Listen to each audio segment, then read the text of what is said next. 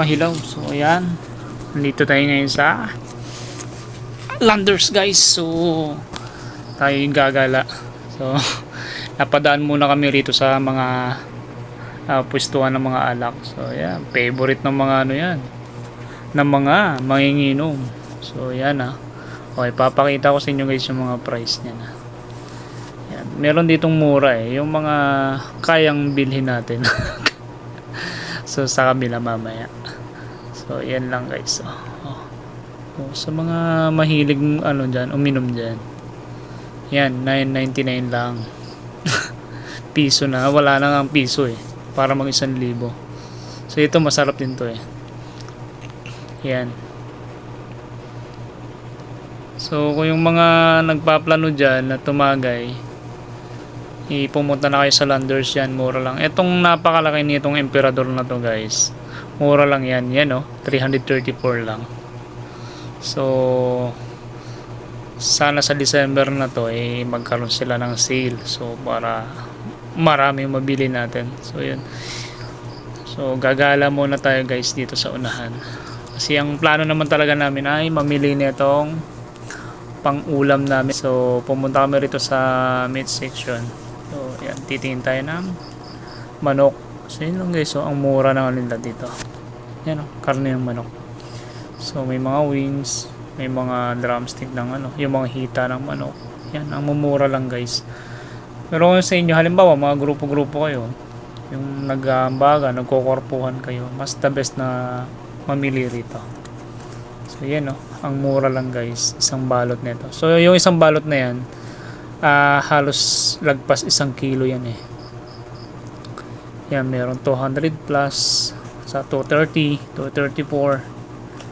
Yan so napagkasunduan naming tatlo na manok ang bibili namin. So ayan, may nakita kami rito na native na manok. So native yung bibili namin guys. Siyempre halos hindi nga kami makakita ng native niya. Nagtanong na kami rito sa mga palengke. So meron pala sila ritong native na manok na tinda sa Landers.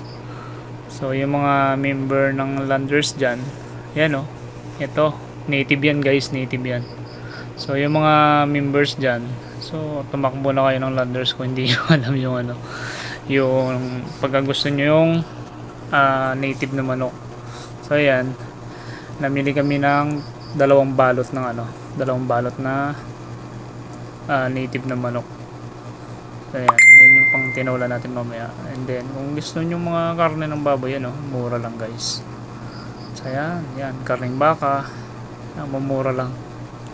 Yan, ito tuwalya ng tuwalya ng baka. So masarap din to gawing soup. Pampulutan, the best. So yan, nakabili tayo tatlo, dalawang native na manok, dalawang parts na, tsaka isang balot na tuwalya ng baka. So yan ang uulamin natin today. At sarap sana pampulutan to guys, tamang tama sa sa panahon. So yan lang. Ayan lang naman, sadya talaga namin ito sa Landers ang mamili niyan. So yan, picture muna. Hindi nga pala picture yan kasi naka-video pala to. Yung isa busy kakatalpak. Yan. So yan, pauwi na rin kami kasi anong oras na at magluluto pa kami guys. So yan. Andito tayo sa may entrance na so yan, pabalik na kami sa parking lot. So let's go.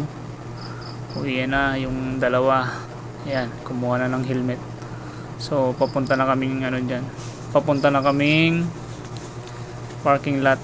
So yung parking lot kasi ng mga motor doon pa sa may pinakadulo. So maglalakad tayo ng medyo mahaba-haba. Medyo malawak rin kasi itong guys, itong Landers ng Nuvali. So bagong tayo lang to kasi nitong mga buwan lang to na nag-open.